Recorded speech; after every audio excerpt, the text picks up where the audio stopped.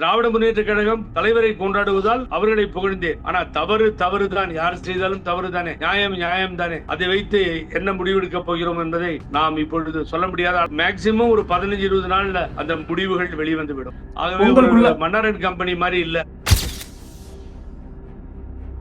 விஜய் அவர்கள் கூட நீங்க ஏதாவது பேசுனீங்களா இந்த சமீப நாட்கள்ல, இல்ல கட்சி ஆரம்பிச்சதன் பிறகு ஏதாவது? இல்ல நான் பேசலைங்க. அவரை சார்ந்தவர்கள் எல்லாம் எனது நண்பர்கள் தான். எனக்கு தெரியாதவர்கள் அங்கே இல்லை. அவரு மிஸ்டர் புசி ஆனந்த் ஆகட்டும், இல்ல மிஸ்டர் ஆதவ் அர்ஜுனன் ஆகட்டும், இவர்கள் எல்லாம் எனக்கு வேண்டியவர்கள், தெரிந்தவர்கள் தான். ஆகவே டிவிகேவில் இணைந்ததன் பிறகு செங்கோட்டையன் அவர்கள் ஏதாவது பேசினாங்களா? ஒரு தடவை பேசினார்.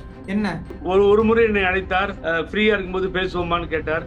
நீங்க என்ன போய் அனுமதி கேட்குறீங்க? எப்பயுமே எத்தனை வருட காலமாக நாம் இதை நடத்தி கிட்டத்தட்ட 91 அம்மா ஆட்சிக்கு வந்த காலத்திலிருந்து அவர் எனக்கு வேண்டியவர், என்னை விட மூத்தவர், அவ்வளவுதான் சொல்ல முடியும். அவர் அந்த கோபி செட்டிப்பாளையத்தையே சுற்றி சுற்றி வந்து அந்த மக்களிடத்திலே நற்மதிப்பை பெற்றவர். இன்னைக்கு அவர் தாவேக்கால போனார்னா என்ன ஆகுன்னு கேட்டீங்கன்னா அந்த தொகுதி ஜெயிச்சிடும். ஏன்னா திரு விஜய் அவர்களுக்கு இருக்க வாக்குகள், அந்த வாக்குகள் எல்லாம் சேர்த்து ஒரு வெற்றியை பெறுவதற்கு வாய்ப்பு உண்டு.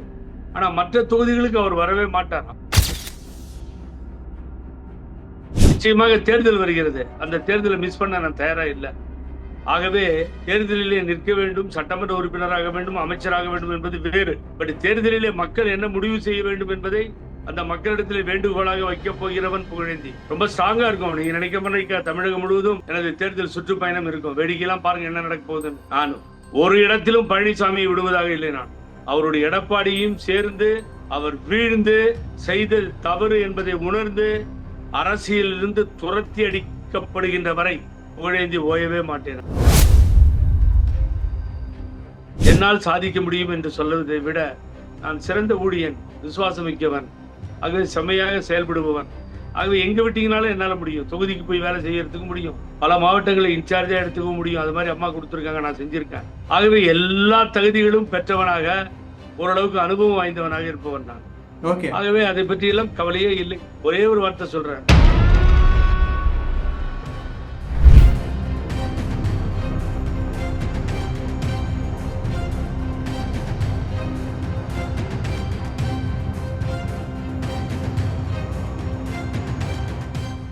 ரியலோ நேயர்களுக்கு வணக்கம். இன்று நம்மளுடைய நேர்காணலுக்கு அதிமுகவின் ஒருங்கிணைப்பு குழுவை சேர்ந்த திரு புகழேந்தி அவர்கள் இணைஞ்சிருக்காங்க. சார் வணக்கம். வணக்கம். வணக்கம் தமிழ், உங்களுக்கு வணக்கம்.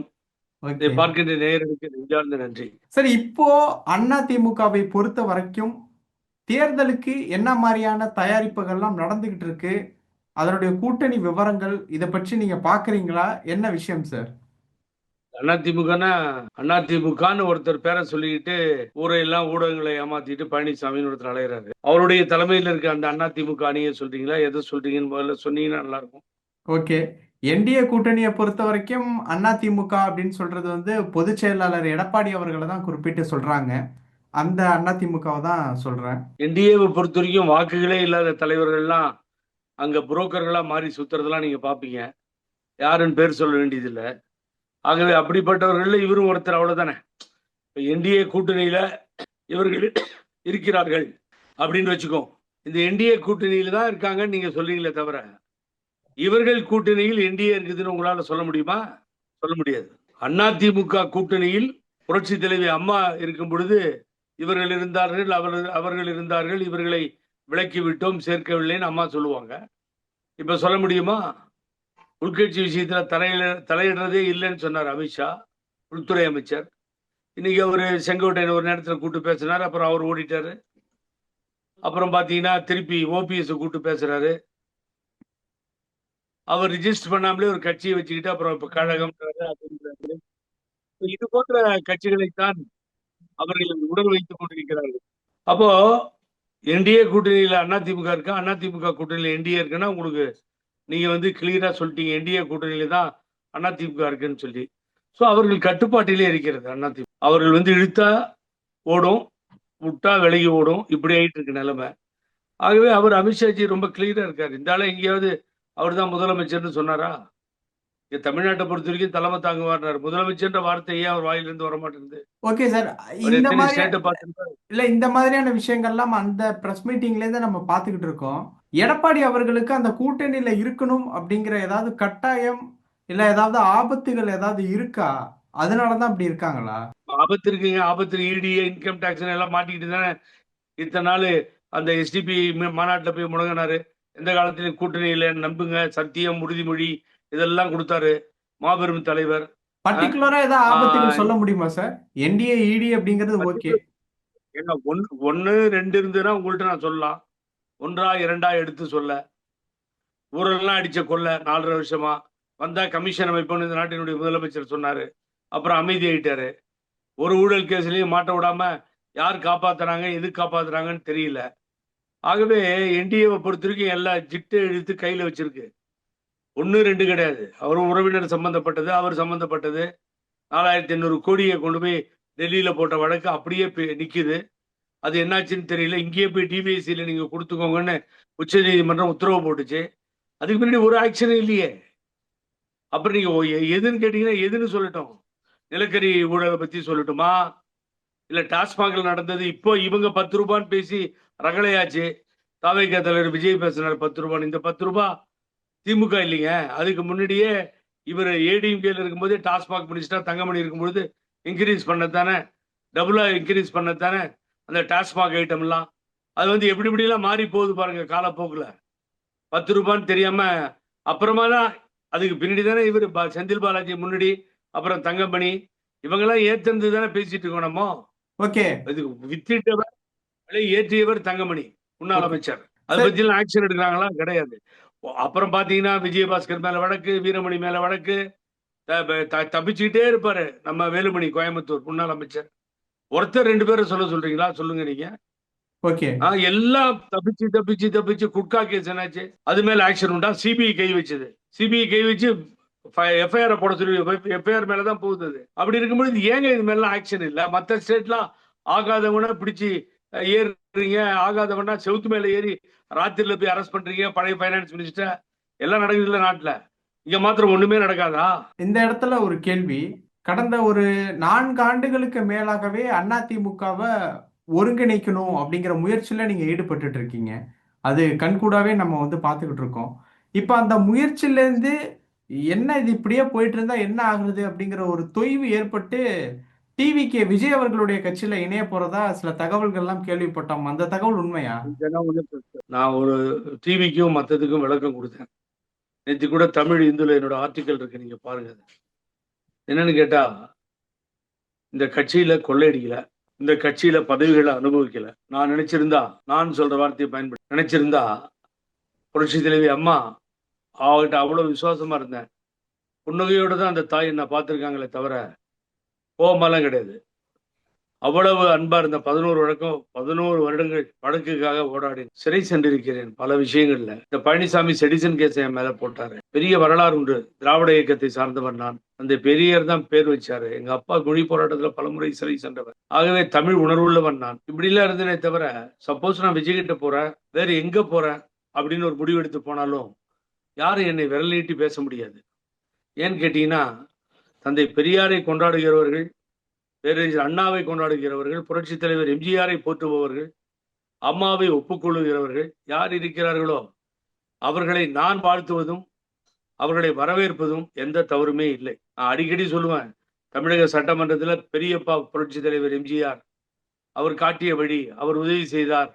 ஒரு ஏதாவது வசூல்னா அவர்கிட்ட தான் போய் நிற்பேன், அவர் படம் வந்தா முதல்ல போய் பார்க்க போவேன், இதையெல்லாம் பேசினார் முதலமைச்சர். அதே போல சத்யா ஸ்டுடியோவுக்கு வந்து திரு குமார் அவர்கள், குமார் ராஜேந்திரன் ஏற்பாடு செய்த இந்த நிகழ்ச்சியிலும் கலந்து கொண்டு பேசினார். ஆகவே எப்படி எங்களது தலைவர்களை யார் கொண்டாடுகிறார்களோ மதிக்கிறார்களோ அவர்களை போற்றுவதில் தவறில்லை. அப்படித்தான் விஜய் அவர்களை நான் பாராட்டினேன், போற்றினேன். ஏன்னு கேட்டா, தந்தை பெரியாரை கொள்கை முன்வைத்து தலைவர். பெரிய கொள்கை தலைவர் முன்வைத்து அதை தன்னுடைய வயது இருக்கின்ற அரசியல் தலைவர்கள் வயதிலே மிகவும் குறைந்தவர் என்று வைத்துக் கொள்ளுங்கள்.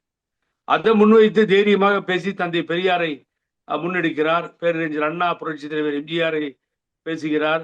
அம்மா வளர்த்த இயக்கம் இப்படி ஆகிவிட்டது என்று கூறுகிறார். இதெல்லாம் சொல்லும் பொழுது நம்ம ஏத்துக்கிட்டு தானே ஆகணும். சொல்லுங்க பார்ப்போம். ஓகே. அதான் கட்சியில ஜாயின் பண்ற மாதிரி ஏதாவது ஐடியா இருக்கா? இல்ல நான் எந்த முடிவுகளை எடுத்தாலும் உங்கள்கிட்ட சொல்லுவேன். ஆனா அந்த முடிவுகள் தன்மானமிக்க உணர்வுள்ள முடிவுகளாக இருக்கணும். ஆகவே ஏதோ ஒண்ண பண்ணிட்டு போய் 4 பேர் தவறா பேசுற மாதிரி அந்த அஹ், அந்த பேச்சு, அந்த பேச்சுக்கு ஆளாகக்கூடாது என்பதிலே மிக தெளிவாக இருக்கிறேன். ஆகவே முடிவுகள் என்பது சரியாக இருக்க வேண்டும். அது முடிந்தவரை சுயமரியாதை, தன்மான கொள்கைகளோடு திராவிட பாரம்பரியத்தை சார்ந்த இயக்கமாக இருக்க வேண்டும். இதுதான் இங்கே இருக்கின்ற அதிமுக தொண்டர்கள் விரும்புவார்கள். ஆனால் அதே நேரத்தில் பாருங்களேன், இன்னும் எக்கச்சக்கமா போவாங்கன்னு எல்லாம் எதிர்பார்க்கிறார்கள். அது ஏன்னா கொஞ்சம் அங்க திரு செங்கோட்டையன் அவர்கள் போன பின்னால் பலர் போவார்கள் என்ற செய்திகளை பார்த்தோம். அது அப்படி தொய்வா இருக்கா இல்ல அது வெயிட்டிங்ல இருக்கா தெரியாது எனக்கு. ஆகவே இப்படிப்பட்ட ஒரு சூழ்நிலை விஜய் பக்கம் நிலவுகிறது. நீங்க எப்படி சார் அவரை வெயிட்டிங் எடுத்து லிஸ்ட்ல பேசுகிறது. இருக்கீங்களா இல்ல கன்ஃபர்மேஷன் டிக்கெட் கொடுத்துட்டாங்களா என்ன கதை? எந்த எந்த புகழேந்தி வெயிட்டிங் லிஸ்ட்லயோ புகழேந்தி இன்னொருத்தர் சொல்லியோ இதெல்லாம் நடக்காது. அது வந்து வெயிட்டிங் லிஸ்டோ இல்ல ரிசர்வேஷனோ அதெல்லாம் நமக்கு கிடையாது. என்ன யோசனை பண்ணணும். இப்போ வினோத்குமார்ட்ட பேசிட்டு எதுக்கு நான் வந்து யோசனை பண்ணணும் சொல்லுங்க பார்ப்போம். தேவையில்லை. முடிவு என்னை சார்ந்தவர்கள் தமிழகம் முழுவதும் என்னோடு என்னை அரவணைத்து செல்பவர்கள் தமிழகம் முழுவதும் ஒவ்வொரு தொகுதியிலும் இருக்கிறார்கள். அவர்களை அரவணைத்துக் கொண்டுதான் நான் செல்ல முடியும். தனியாக ஒரு அந்த 25 பேர் அரவணைப்பு 50 டிவிகேல பேரோட இருக்குன்னு நினைக்கிறீங்களா? இல்ல. ஏன் நீங்க அங்கேயே சுத்தி சுத்தி இல்ல வரீங்கன்னு எனக்கு அங்கதானே தெரியல. உங்களுடைய பெயர் வந்து கம்பேர் பண்ணி பேசப்படுது. இல்ல, நான் என்ன காரணம்னா அதிமுகவுல இருக்கக்கூடிய பெரியாரை சில முன்வைத்ததால், தந்தை பெரியாரை முன்வைத்ததால் அவரை முன்வைத்தேன். திராவிட முன்னேற்ற கழகம் தலைவரை கொண்டாடுவதால் அவர்களை புகழ்ந்தேன். ஆனா தவறு தவறுதான். யார் செய்தாலும் தவறு தானே. நியாயம் நியாயம் தானே. அதை வைத்து என்ன முடிவெடுக்க போகிறோம் என்பதை நாம் இப்பொழுது சொல்ல முடியாது. ஆனா உங்களுக்கு வினோத்குமார்ட்ட சொல்ல இன்னொரு மேக்சிமம் ஒரு 15-20 நாள்ல அந்த முடிவுகள் வெளிவந்துவிடும். ஆகவே ஒரு பொங்கலுக்குள்ள மன்னரன் கம்பெனி மாதிரி இல்ல. பொங்கலுக்குள்ள டெஃபினட்டா பொங்கலுக்குள்ள இருக்கும். பொங்கல் நேரத்தில் இருக்கு. ஏன்னு கேட்டீங்கன்னா, அம்மா தொகுதிக்கு பொறுப்பாளராக இருந்தவன். நான் பல தொகுதிகளுக்கு அவர் என்னை அனுப்பி, அம்மா அனுப்பி அழகு பார்த்தவர். அதையெல்லாம் வெற்றி பெற செய்து அந்த எம்எல்ஏக்களை கொண்டு வந்து நிறுத்தியவன். அதே போல நீங்க பாத்தீங்கன்னா, அவங்க ஸ்ரீரங்கம் தொகுதியில என்னதான் போக சொன்னாங்க. கவுண்டிங் வரைக்கும் மிக முக்கியமான ஆளாக நான் ஸ்ரீரங்கத்திலே நான் அங்கே தேர்தல் பணியாற்றியதை எல்லோரும் அறிவார்கள். ஆகவே அப்படிப்பட்ட தலைவி, அவளோடு பழகியவன் இருந்தவன். அந்த சுயமரியாதை உணர்வு எனக்கு எனது உடம்பிலே ஓடுகிறது. அதை அப்படி தூக்கி போட்டுலாம் என்னால் போக முடியாது. ஆகவே அதை சரியாக வரையறுக்க வேண்டும். அதற்கு பின்னாலே தான் முடிவெடுக்க வேண்டும். என்னை ஓகே. சார்ந்தவர்கள் தமிழகம் முழுவதும் இருப்பவர்கள் என்ன சொல்லுகிறார்களோ அதை நான் மதித்தாக வேண்டும், கேட்டாக வேண்டும். சார், ஒன்னு சொல்றேன் கேளுங்க. தமிழ், அதாவது பழுத்த மரங்களை நாடி வௌவால்கள் செல்லும். ஏதோ ஒரு பெனிஃபிட்டுக்காக போறதுன்றது இல்லைங்க. ஒரு கொள்கை உணர்வு இருக்கணும். என்ன போறோம், எதற்காக, எதை சாதிக்க போகிறோம் என்று இருக்க வேண்டும். நான் பல பேர் துடிக்கிறான்ல, அங்க போகணும் இங்க போகணும்னு. நான் அவங்களெல்லாம் பார்த்து கேட்பேன், நாளைக்கு காலைல எம்எல்ஏ ஆயிடுவே நீ, நாளைக்கு காலைல எம்பி ஆயிட போறியா, இல்ல என்ன இலக்குல நீ ஏன் துடிக்கிற? இப்போ முழுவதுமாகவே அனைத்து இந்திய அண்ணா திராவிட முன்னேற்ற கழகம் ஒழிந்து போய் கொண்டிருக்கிறது. அதை முழு மூச்சாக செயல்படுத்தி கொண்டிருப்பவர் பழனிசாமி. யாரோடு போட்ட டையப், அந்த டையப் அந்த அந்த அந்த டையப்பும் அவர்களோடு கொடுத்த வாக்குறுதியும் பழனிசாமி நிறைவேற்றி கொண்டிருக்கிறார். ஒரு இயக்கம் முழுவதுமாக அழிந்து போய்விட்டால், இத்தனை காலமாக புரட்சி தலைவர் வாழ்க, புரட்சி தலைவி அம்மா வாழ்க, பேரறிஞர் அண்ணா வாழ்க என்று சொன்ன கொள்கைகள் எல்லாம் என்ன ஆகும்? இதெல்லாம் யோசனை பண்ண வேண்டியிருக்கு. தமிழ் ஏதோ நமக்கு வந்து கிடைச்ச இடத்துல ஓடுற நிலைமையில ஒண்ணு கையேந்தி எவங்கிட்டையும் நிக்கல. நான் பல தடவை சொல்லியிருக்கேன். ஒரு அசிங்கமான வார்த்தையை கூட நான் யூஸ் பண்ணிட்டேன். எவன் பண்ணிடையாவது எவன் வீட்லயாவது போய் நின்று இருக்கேன்னா நான் கிடையவே கிடையாது. எனக்கு அது மாதிரி எண்ணங்கள் இல்லை. பல 90% இப்ப இந்த நம்ம நிகழ்ச்சிய இந்த பேட்டியை பார்த்து பாராட்டுவாங்க. ஒரு 10% கமெண்ட்ஸ் அடிப்பான். இருந்தாலும் கத்திக்கிட்டே இருக்காரு பாருங்க. முந்தானத்து கூட ஒரு டிவியில, மெயின் டிவியில உட்காரும்போது புகழேந்தி விடாமுயற்சியா கத்துறாருங்கன்னாரு. நான் அதையெல்லாம் பெரிதுபடுத்துவதே இல்லை. அவர்கள் உண்மைதான் சொல்லுகிறார்கள். கத்திக்கொண்டே இருக்கிறோம். நியாயம் பிறக்குமா, நீதி நேர்மை கிடைக்குமா, இந்த நேரத்தில் ஒரு மாறுதல் ஏற்படுமா, இதைத்தான் நான் முன்வைத்து போராடுகிறேன். கண்டினியூஸா போயிட்டு இருக்கு. Okay sir. நானாகட்டும், இந்த ஒருங்கிணைப்பு குழுவிலே வந்து பேசிட்டு பிரபாகரன் ஆகட்டும், மிஸ்டர் கஜேந்திரன், அந்த வழக்கு போட்டிருக்கின்ற சூரியமூர்த்தி, இப்படி பல பேரை என்னால் சொல்லிக்கொண்டே போகலாம்.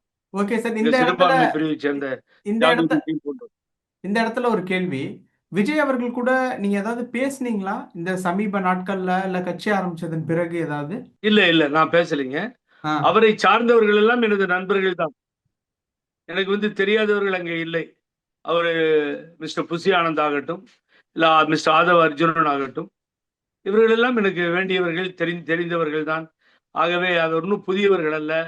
இன்னொருத்தர் ஐஆர்எஸ் இருக்கிறார், அன்பு நண்பர், இவரும் அருண். தெரிந்தவர்கள் தான். தெரியாதவர்கள் யார் இருக்க முடியும்? உங்களுக்கு என்ன தெரியாதா? வில்லேஜ் நான் நான் சம்பாதித்தது என்னுடைய சொத்துக்கள், விலை மதிப்பில்லா சொத்துக்கள். தெருக்களிலே நடந்து போகும் பொழுதும், ரயில்ல போகும்போது, விமானத்துல போகும்போது, இறங்கும் போதும், மற்ற இடங்கள்ல மற்றவங்கள பார்க்கும் பொழுது அனைவரும் என்னை வரவேற்கிறார்கள். புகழேந்தி, கரெக்டான ஒரு ஸ்டாண்ட்ல நிக்கிறீங்க, உங்க பேச்சு பிடிக்கும்னு சொல்லி எனது அருமை சகோதரிகள், தாய்மார்கள், பெரியவர்கள் சொல்லும்போது நான் அவர்களுக்கு மரியாதை கொடுத்து வணங்கி வருகிறேன். இதுதான் நடக்குதே ஓகே. தவிர, ஆகவே அவர்கள் என்ன எதிரிகளா இல்லை, என்னுடைய நண்பர்கள். அவர்கள் எல்லாம் ஒன்றும் மாற்று கருத்தே கிடையாது. டிவிகேவில் இணைந்ததன் பிறகு செங்கோட்டையன் அவர்கள் ஏதாவது பேசினாங்களா? ஒரு தடவை பேசினார். என்ன? ஒரு முறை என்னை அழைத்தார். ஒரு முறை என்னை அழைத்தார். ஃப்ரீயா இருக்கும்போது பேசுவோமான்னு கேட்டார். நீங்க என்ன போய் அனுமதி கேட்குறீங்க? எப்பயுமே எத்தனை வருட காலமாக நாம் இதை நடத்தி கிட்டத்தட்ட 91 அம்மா ஆட்சிக்கு வந்த காலத்திலிருந்து அவர் எனக்கு வேண்டியவர், என்னை விட மூத்தவர், அவ்வளவுதான் சொல்ல முடியும். அவர் அந்த கோபிச்செட்டிப்பாளையத்தையே சுற்றி சுற்றி வந்து அந்த மக்களிடத்திலே நற்மதிப்பை பெற்றவர். இன்னைக்கு அவர் தாவேக்கால போனார்னா என்ன ஆகுன்னு கேட்டீங்கன்னா, அந்த தொகுதி ஜெயிச்சிரும். ஏன்னா திரு விஜய் அவர்களுக்கு இருக்க வாக்குகள், அந்த வாக்குகள்லாம் சேர்த்து ஒரு வெற்றியை பெறுவதற்கு வாய்ப்பு உண்டு. ஆனா மற்ற தொகுதிகளுக்கு அவர் வரவே மாட்டார். அம்மா ரூட் போட்டு கொடுத்தப்பதான் வருவார். ஆகவே மற்ற தொகுதிகளிலே செல்வாக்காக இருக்கிறார் என்று நான் சொல்ல முடியாது. அது கஷ்டம். ஆகவே உண்மையாகத்தான் என்னால் பேச முடியும். செங்கோட்டையன் சார் என்ன சொன்னாங்க? உங்களை அழைச்சாங்க அப்படின்னு சொன்னீங்கல்ல சார்? இல்ல என்ன சொன்னாங்க? இல்ல நம்ம நான் சேர்ந்துட்டேன், நீங்க பார்த்திருப்பீங்க, நம்ம ஒரு நாள் பேசுவோம் ஃப்ரீயா இருக்கும்போது. ஓகே பேசுவோம்னு சொன்னேன், அவ்வளவுதான். ஓகே ஓகே ஓகே வேற ஒன்றும் பேசல. ஓகே டெலிபோன்ல நீங்க வந்து வேற எதையும் பேச முடியாது. அவர் பேசுவோம்னாரு, பேசுவோங்க. What okay is the wrong? Okay பேச முடியாதுங்கன்னு யாரும் போன் பண்ண ஓகே. சரி. பேசுவேன் தான் போன் பண்ணுவாங்க இல்லைங்களா? ஓகே சார், இன்னும் ஒரு 10-15 நாட்கள்ல ஒரு முடிவு தெரியும் அப்படிங்கிற மாதிரி ஒரு விஷயம் சொன்னீங்கல்ல? நிச்சயமாக தேர்தல் வருகிறது. அந்த தேர்தலை மிஸ் பண்ண நான் தயாரா இல்லை. ஆகவே தேர்தலிலே நிற்க வேண்டும், சட்டமன்ற உறுப்பினராக வேண்டும், அமைச்சராக வேண்டும் என்பது வேறு. பட் தேர்தலிலே மக்கள் என்ன முடிவு செய்ய வேண்டும் என்பதை அந்த மக்களிடத்திலே வேண்டுகோளாக வைக்கப் போகிறவன் புகழேந்தி. ரொம்ப ஸ்ட்ராங்கா இருக்கும். நீங்க நினைக்க தமிழகம் முழுவதும் எனது தேர்தல் சுற்றுப்பயணம் இருக்கும். வேடிக்கையெல்லாம் பாருங்க என்ன நடக்க போகுதுன்னு. நான் ஒரு இடத்திலும் பழனிசாமியை விடுவதாக இல்லை. நான் அவருடைய எடப்பாடியும் சேர்ந்து அவர் வீழ்ந்து செய்தது தவறு என்பதை உணர்ந்து அரசியலிருந்து துரத்தி அடிக்கப்படுகின்ற வரை புகழேந்தி ஓயவே மாட்டேன். அன்று சொன்னதுதான் இன்று வரை. அன்னைக்கு நான் என்ன கட்சியிலிருந்து பாமகவை பற்றி பேசினேன் என்பதற்காக நீக்கப்பட்டவன். அசிங்கமா டயர் நக்கின்னு சொல்லி சொன்ன அன்புமணி ஏன் இப்படி பேசினார்னு கேட்டேன் நான். சார், இந்த ஆளுக்கு என்ன தெரியும்?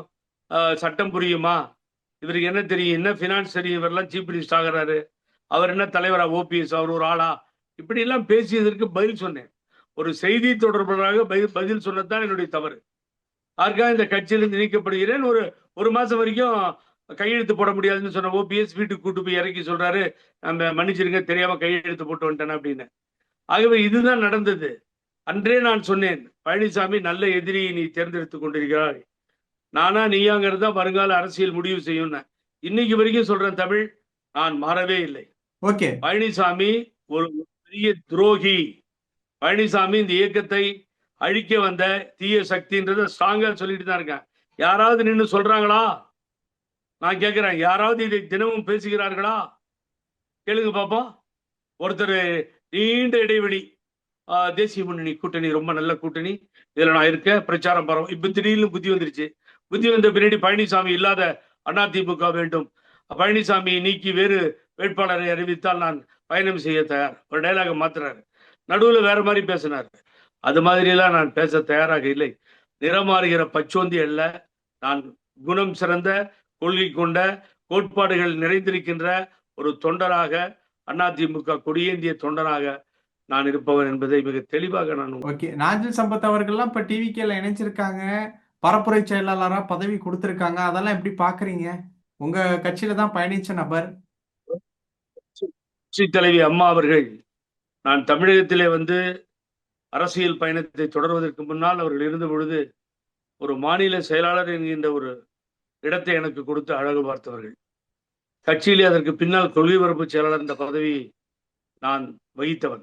ஒருங்கிணைப்பாளர் முறையில் ஓபிஎஸ் கொடுத்தார்கள். அதற்கு முன்னால் இணை பேரவை செயலாளராக இருவரும் சேர்ந்து கையெழுத்து போட்டு அறிவித்தார். அதற்கு பின்னால் செய்தி தொடர்பாளராக நீண்ட காலம் இருந்தேன். ஆல் இண்டியா ஸ்போக்ஸ் பர்சனா ஆங்கில டிவியெல்லாம் உட்கார்ந்து பேசுவேன். ஆகவே என்னால் சாதிக்க முடியும் என்று சொல்வதை விட நான் சிறந்த ஊழியன், விசுவாசமிக்கவன், ஆகவே செம்மையாக செயல்படுபவன். ஆகவே எங்க விட்டீங்கனாலும் என்னால முடியும். தொகுதிக்கு போய் வேலை செய்யறதுக்கு முடியும். பல மாவட்டங்களை இன்சார்ஜா எடுத்துக்க முடியும். அது மாதிரி அம்மா கொடுத்துருக்காங்க, நான் செஞ்சிருக்கேன். ஆகவே எல்லா தகுதிகளும் பெற்றவனாக, ஓரளவுக்கு அனுபவம் வாய்ந்தவனாக இருப்பவன் நான். ஓகே ஆகவே அதை பற்றியெல்லாம் கவலையே இல்லை. ஒரே ஒரு வார்த்தை சொல்றேன், திறமை உள்ளவன் எங்கிருந்தாலும் தேசம் அவனது தோட்டம். தோட்டம் எல்லாம் எனக்கே சொந்தம் என்பது சுயநல கூட்டம். இதுதான் வித்தியாசங்கள். ஆகவே ஒரு கட்சி ஆரம்பிச்சு விஜய் வராரு, பாராட்டிட்டு போங்க, வாழ்த்து சொல்லுங்க. அவரிடமிருந்து தவறான கருத்துக்கள் இருந்தா அதை பேசுங்க. அசிங்கமா திட்டுறது, தேவையில்லாம வாயில வந்தது பேசுறது ஏன்?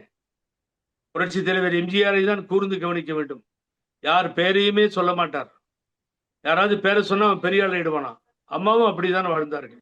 இப்போ உதயநிதி ஆகவே அவர்களும் அப்படிதான் இந்த விஜய் அவர்களை தலைவர்கள் விமர்சிச்சுட்டு வர்றாங்க.